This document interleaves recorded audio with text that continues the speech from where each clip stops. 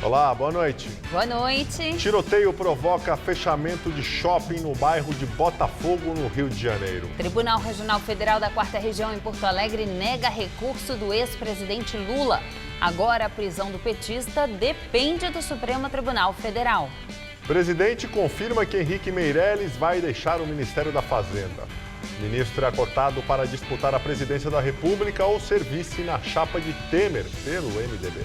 Prefeito João Dória, do PSDB, é alvo de inquérito no Ministério Público. MP apura irregularidades em anúncios da gestão tucana exibidos antes de filmes nos cinemas de São Paulo. Odebrecht fecha acordo de leniência com a CGU e a Advocacia Geral da União. Você acompanha essas e outras notícias após o intervalo. Até já. Paciente com esclerose múltipla que trata a doença com maconha foi alvo de busca por suspeita de tráfico. O que levou a polícia à casa do designer Gilberto Castro foi um pedido à justiça para plantar a erva legalmente. A distribuição e o consumo são proibidos no Brasil.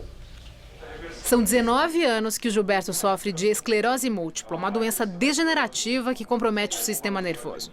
Ele conta que por 4 anos usou apenas remédios tradicionais, mas os efeitos adversos e as dores intensas o levaram a conhecer os efeitos da cannabis como remédio. Eu ficava praticamente acamado o tempo todo, se eu precisasse ir um pouquinho mais longe eu ia à cadeira de roda. Com prescrição médica em mãos e laudo que atesta a melhora do paciente, o designer começou a cultivar a erva e a consumi-la. Só que na quarta-feira passada foi surpreendido com policiais na porta de casa para apreender as plantas. A juíza Rosana Cristina de Aguiar Almeida, do Foro Central Criminal da Barra Funda, em São Paulo, negou o pedido dele de autorização para o cultivo da planta e tratou o caso como tráfico de drogas. Nada foi levado porque uma praga havia matado as ervas. Fui lá no DENARC, prestei esclarecimento, falei que eu vou continuar plantando porque eu preciso, é o meu remédio. O advogado do Gilberto já recorreu e pede na justiça autorização para que ele possa cultivar a erva para fins medicinais. Mas o caso dele não é isolado, não. Muitas pessoas pelo Brasil inteiro buscam informações sobre esse tratamento alternativo. E algumas até se arriscam plantando maconha em casa para suportar dores de doenças crônicas. Dartil Xavier da Silveira é um dos mais reconhecidos psiquiatras do país e afirma que a justiça tem ignorado o sofrimento de muitos brasileiros. Existe um pequeno grupo de médicos brasileiros que realmente prescreve maconha e daí é uma maconha importada a alto custo. Por isso que muitos países do mundo, sobretudo na Europa, onde isso começou, autorizam o plantio caseiro sem nenhum tipo de penalização. O Brasil está muito atrasado nesse campo. Quem prescreve a medicação com o princípio ativo da maconha para o Gilberto é o Dr. Eric Miura, acupunturista. Hoje em dia aqui no Brasil ainda não tem uma produção nacional, mas já tem outros lugares do mundo que já produzem medicação controlada. A prescrição não é só a prescrição. É prescrição, mais laudo, mais um termo de consentimento, a gente fala. O que falta, na verdade, é um equilíbrio, uma orientação, tá? Tem casos que tem uma indicação, se for usado da maneira correta, a pessoa pode melhorar sim, mas também não é que não tem nenhum efeito colateral e não é que é para qualquer pessoa. O fumo não é a forma indicada de consumo, porque como qualquer cigarro tem impacto negativo no pulmão, mas não deixa de ter efeitos positivos nos sintomas. No Brasil, há diversas ações no Judiciário e no Legislativo. No ano passado, o Tribunal de Justiça do Distrito Federal autorizou, numa decisão inédita, uma família de Brasília a cultivar cannabis sativa para uma jovem de 16 anos no tratamento de crises convulsivas e dor crônica. Um projeto de lei no Senado propõe a descriminalização do cultivo da erva para autoconsumo, mas sem data para ser votado. O Tribunal de Justiça de São Paulo informou que não pode comentar o caso porque ele tramita em segredo de justiça. Fotos do jovem que teve a testa tatuada com a frase "sou ladrão" e "vacilão" no ano passado foram postadas em uma página nas redes sociais atribuída à Rocan, a ronda ostensiva com apoio de motocicletas da Polícia Militar de São Paulo. Nas imagens, Juan Rocha aparece segurando 2 dos 5 desodorantes que teriam sido furtados por ele. Uma tarja nos olhos de Juan tem a frase "sou ladrão" e "vacilão". A publicação foi feita na página do Facebook Rocan 46M1 Pelotão. Segundo o texto, Juan Rocha fugiu da clínica que estava em Mariporã e foi cometer crimes. teve a fiança arbitrada em R$1.000 que foi pago, segundo consta, pela clínica que estava sendo solto novamente. As 3 fotos postadas juntas ao texto mostram o jovem possivelmente depois da prisão em flagrante. Em todas as imagens, Juan aparece com uma tarja nos olhos e em uma delas há a hashtag "Sou ladrão e vacilão". Em outra, ele está segurando 2 desodorantes.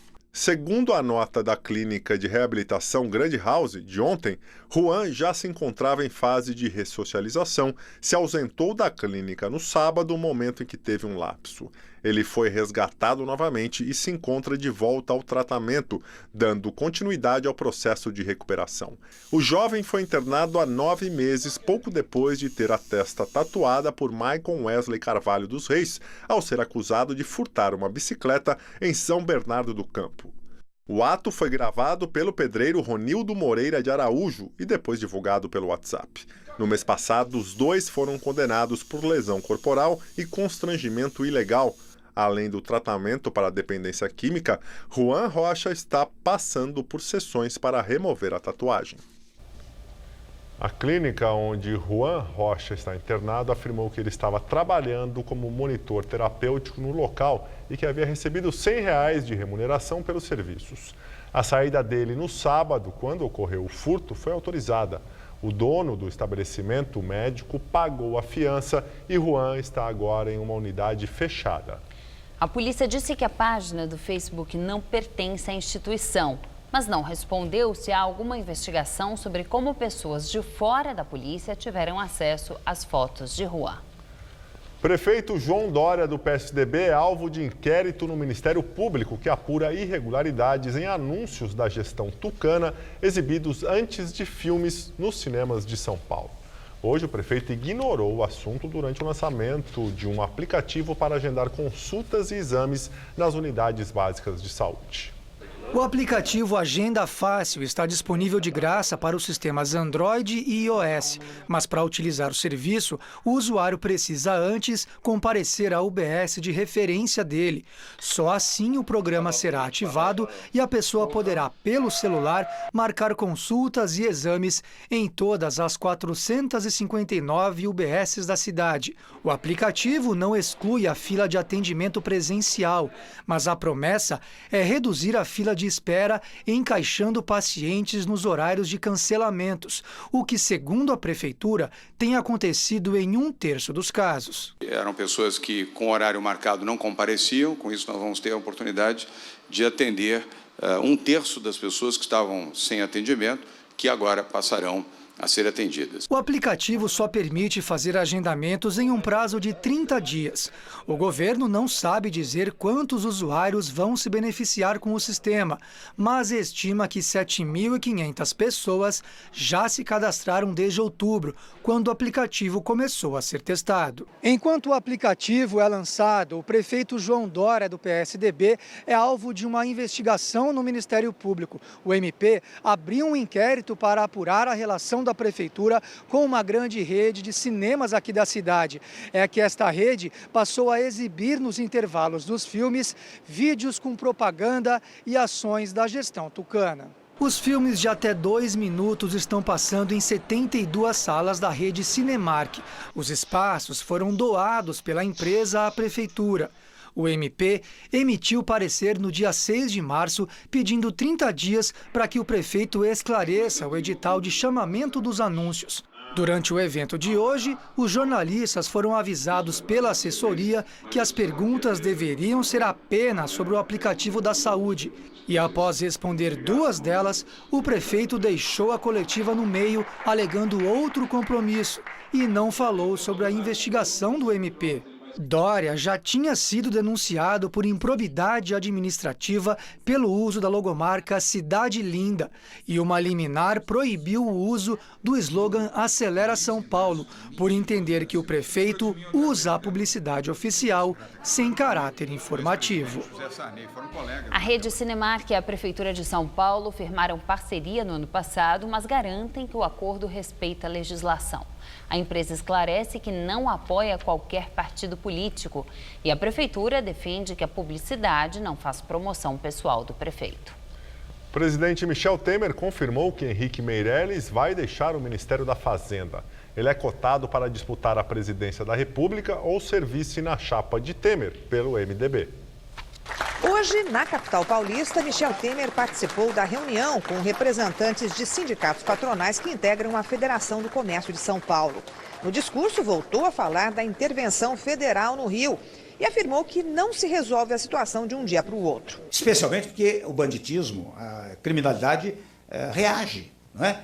E eu disse, mas não vou me cifrar apenas ao Rio de Janeiro. Eu vou criar o Ministério Extraordinário da Segurança Pública, como disse, para coordenar e integrar a segurança pública em todos os estados brasileiros. Ou seja, eu tive a coragem de fazer. No fim de semana, Temer confirmou que está disposto a concorrer à reeleição. Disse que seria uma covardia não disputar e não mostrar, segundo ele, o que tem sido feito. O presidente tem hoje 1% das intenções de voto, segundo o Datafolha.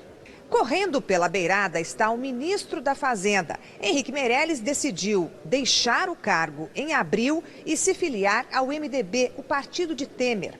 A ideia é que ele seja uma espécie de plano B caso o presidente desista de entrar no páreo. Se não, ele pode vir a ser o vice de Temer. O futuro vai dizer, né? De vez em quando se fala que ele pode vir para o PMDB. Eu acho que se viesse seria muito bem-vindo, não é? Eu não vejo uma objeção à vinda dele ao PMDB, mas tem que dar tempo ao tempo. E às vezes um dia em política é um largo tempo, né? Vamos aguardar. E ele pode ocupar qualquer função do país, viu? Não tenho dúvida disso. Pode ser candidato, pode ser vice. Tudo teria sido acertado no fim da semana passada. E Meirelles avisado de que o partido não garante a ele a vaga de candidato. O ministro da Fazenda não conseguiu apoio da atual legenda, o PSD, que negocia com o presidenciável tucano Geraldo Alckmin. O favorito para substituir Meirelles na Fazenda seria Eduardo Guardia, secretário executivo da pasta. Outro cotado é Mansueto Almeida, secretário de Acompanhamento Fiscal, ligado ao PSDB. Tribunal Regional Federal da 4ª Região em Porto Alegre nega recurso do ex-presidente Lula. Agora, a prisão do petista depende do Supremo Tribunal Federal. A sessão de julgamento do caso do ex-presidente foi rápida, durou cerca de 15 minutos.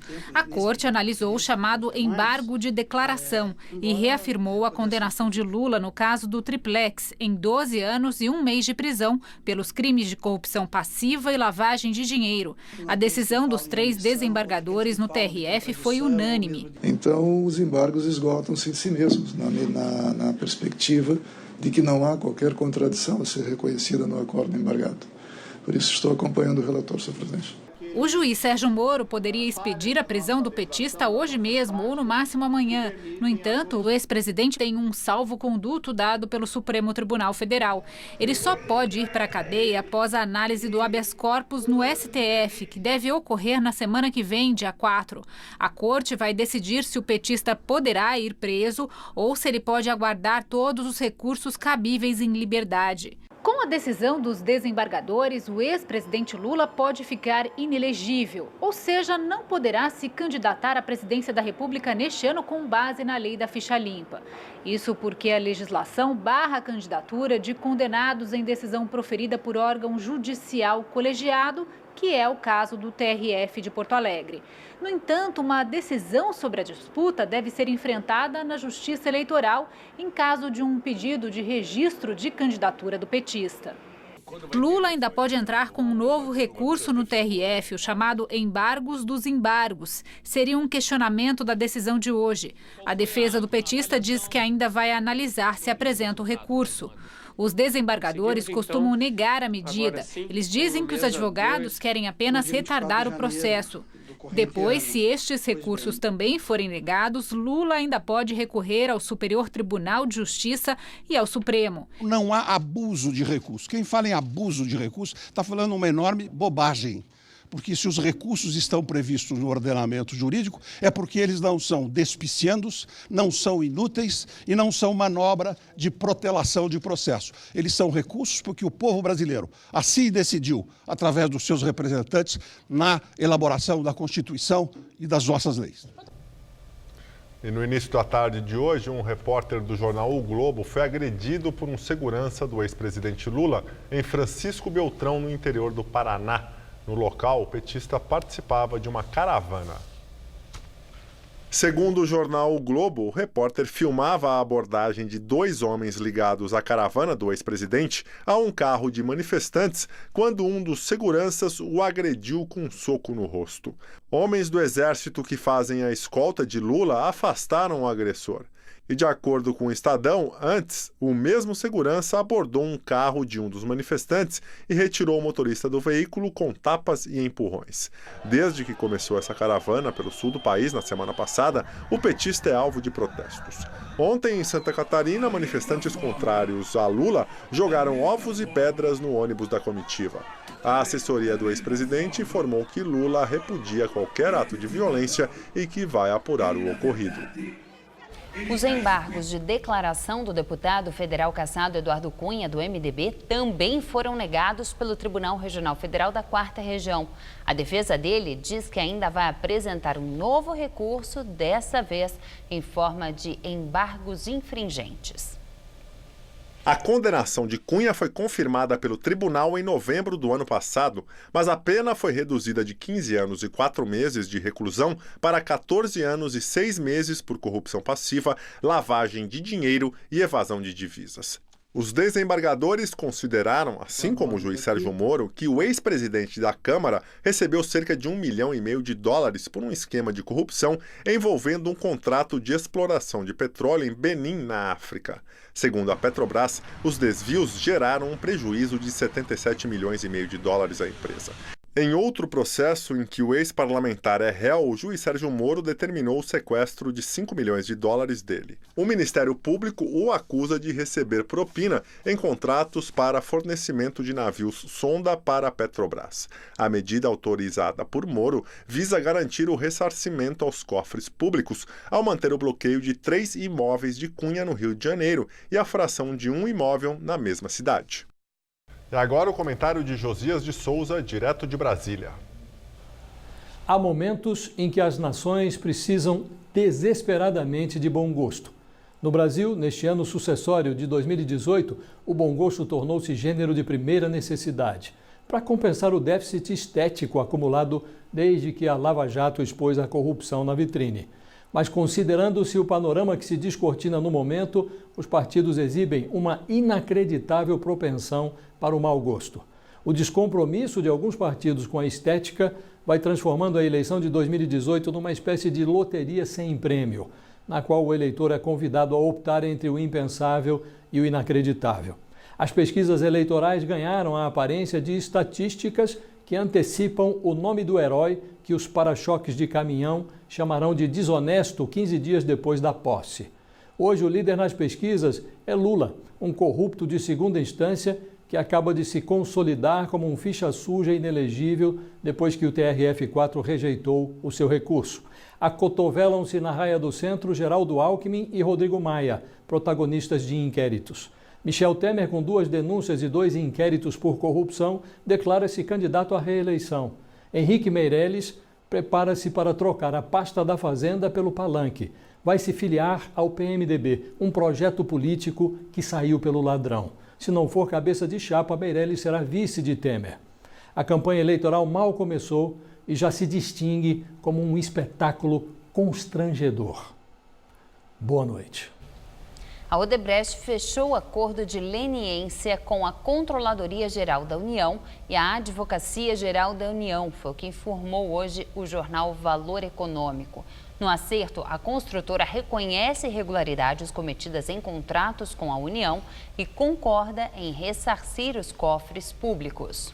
Segundo o jornal, o montante a ser devolvido é próximo dos R$3,8 bilhões que o grupo já havia negociado para fechar acordo de leniência com o Ministério Público e autoridades dos Estados Unidos e da Suíça. Após a assinatura do acordo, a Odebrecht poderá voltar a ser contratada pelo poder público. Ônibus passam a circular com escolta policial no Ceará após sequência de ataques no fim de semana. O governador do estado atribuiu a violência, que também atingiu prédios públicos, à ação de facções criminosas. De acordo com a polícia, a instalação de bloqueadores de celular em presídios seria um dos motivos para os ataques. Em Fortaleza, 5 ônibus foram totalmente queimados entre sábado e domingo. Prédios de secretarias foram alvos de tiros e bombas caseiras. 2 antenas de telefonia também foram danificadas na capital cearense. Os ataques aconteceram depois que 3 homens foram mortos pela polícia. Eles iriam jogar bombas na Secretaria de Justiça. Em Cascavel, no litoral cearense, mais de 50 veículos foram incendiados. Também houve ações com bombas no norte do estado. 6 suspeitos foram presos. O governador do Ceará, Camilo Santana, do PT, comparou as agressões a atos terroristas. E a polícia prendeu 4 homens que invadiram hoje à noite o escritório administrativo do Lojão do Brás, na região central de São Paulo. 28 pessoas foram mantidas reféns durante o roubo. O grupo foi preso pela polícia quando tentava sair do local com R$60 mil. Homens armados invadiram agora à noite um shopping na praia de Botafogo, no Rio de Janeiro, causando pânico e correria entre os frequentadores. Os criminosos tentaram assaltar uma loja de produtos eletrônicos e houve ao menos 3 disparos em confronto com os seguranças do shopping. Na saída, os assaltantes ainda trocaram tiros com a polícia nas ruas, causando ainda mais corre-corre no bairro. O prédio foi esvaziado, mas ninguém ficou preso e nem ficou ferido. Chocolate a peso de ouro. O mercado de ovos de Páscoa de luxo está recheado de opções que podem custar até R$600. A tal galinha dos ovos dourados pode até ser lenda, mas ovo de chocolate com lâminas de ouro existe sim. É a novidade do premiado chefe francês Fabrice Lenoude para esta Páscoa. A partir de ouro, que é um pouco aquecido, e é martelado até ficar muito fininho. É o brilho que a gente procura, mais do que o gosto. Então o gosto não agrega, é só o contraste de uma matéria bruta, um chocolate amargo, ou 70%, é uma coisa altamente refinada que é ouro. O ovo é feito com chocolate da Colômbia, já o bloquinho de papel vem da França. Item de luxo? Nem tanto. O produto custa R$70. Este ano, segundo a Confederação Nacional da Indústria, o preço do chocolate está 8% mais barato. Uma ótima notícia para o setor, já que no ano passado a matéria-prima estava quase 15% mais cara. Nem sempre os maiores ovos são os mais impressionantes ou que vão causar maior impacto ao presentear alguém nesta Páscoa. Esta marca, por exemplo, tem uma linha toda de ovos menores, todos feitos artesanalmente. Um desses aqui até já ganhou um prêmio da imprensa especializada. Verdadeiras esculturas para um público bem específico. Clientes que não se importam em pagar mais de R$600 pelo ovo de chocolate com creme de avelã e cravejado de pequenas pecinhas fixadas uma a uma. A gente processa desde a amêndoa, do cacau, é um cacau fino que vem do sul da Bahia. Então esse cacau a gente faz a torra, a moagem, todo o processamento dele até ele se transformar em chocolate. No time dos exclusivos, um ovo inspirado nas abelhas com diferentes níveis de cacau em cada camada. Custa R$245. Já este outro imita uma colmeia. Nem parece que é de comer, mas por R$445 dá para levar para casa. Outro item que impressiona é este tabuleiro de damas. De repente, o vencedor já comemora se esbaldando com as pecinhas. Se bater aquela dosinha assim de comer um ovo tão bonito. Tira uma foto para guardar de lembrança, mas aproveita para saborear, né? Que acho que o que é bom a gente também tem que aproveitar.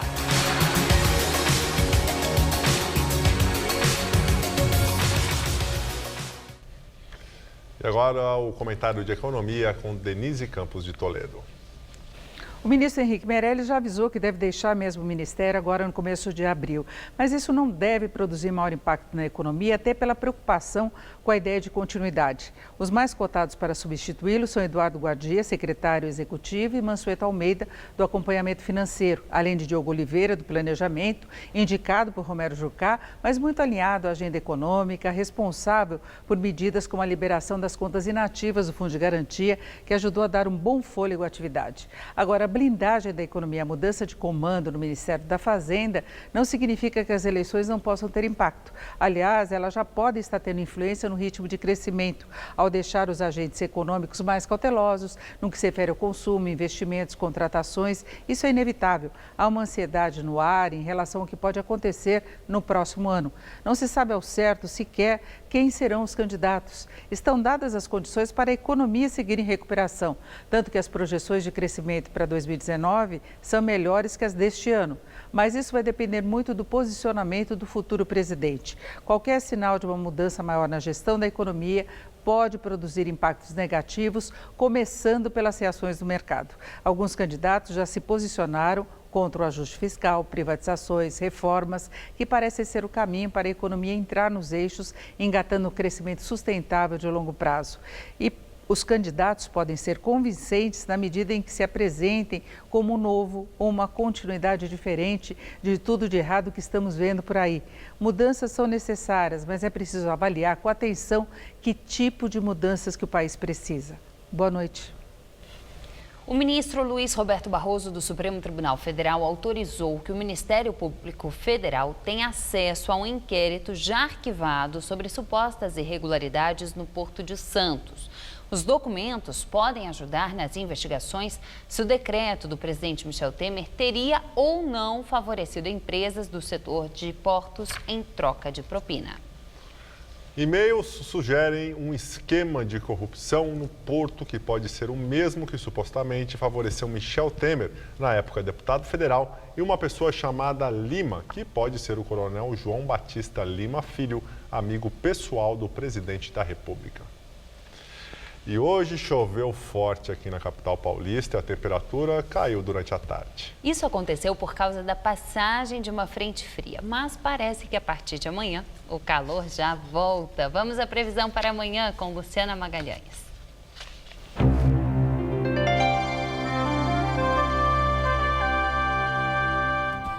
A capital deve continuar sob a influência de uma massa de ar mais quente que mantém a temperatura acima da média para essa época do ano. Mas a chuva não está descartada e deve aparecer por aqui até quinta-feira, sempre a partir da tarde. Amanhã faz calor de até 29 graus e tanto na quarta quanto na quinta-feira, máxima de 30 graus. E nós ficamos por aqui. A edição de hoje pode ser vista no site do Jornal da Gazeta. Tenha uma ótima noite, uma excelente semana. Até amanhã, Juliana. Até amanhã, Gabriel. Uma ótima noite para você. Fica agora com Rony Von no Todo Seu.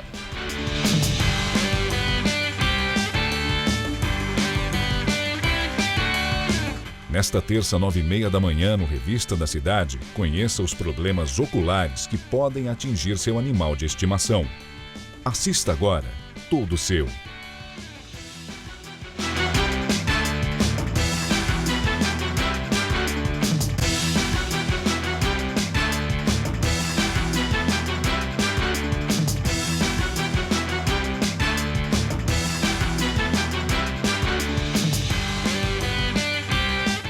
Jornal da Gazeta, edição das 10. Oferecimento Faculdade Casper Libero. Paixão por comunicação.